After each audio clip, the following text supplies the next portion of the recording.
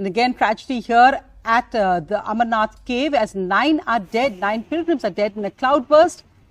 These visuals you can see after heavy rain led to flash floods. So many tents and people in them were swept away. The Amarnath Yatra has মেঘ ফটা বা মেঘৰ বিস্ফোৰণ ভাৰতবৰ্ষৰ পূৰ্বৱৰ্তী অঞ্চলবোৰত প্ৰায়ে হোৱা দেখা যায়।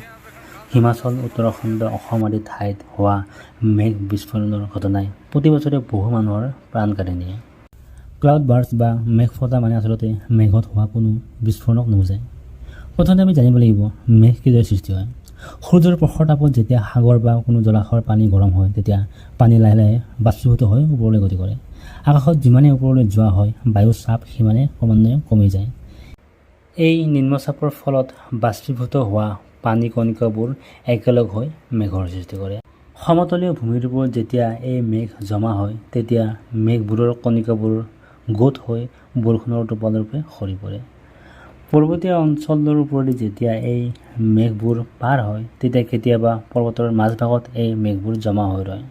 বিশেষকৈ পৰ্বতৰ ভিজ চেপৰ আকাৰৰ মাজত যেতিয়া এই মেঘবোৰ জমা হয় তেতিয়া এক সীমিত ঠাইত একেলগে বহু পৰিমাণৰ মেঘ কণিকা জমা হোৱাৰ ফলত বায়ুৰ নিম্নচাপ আৰু শীতৰ বাবে গোটেইবোৰ মেঘ একেলগে পানীৰ কণিকা হৈ সৰি পৰে।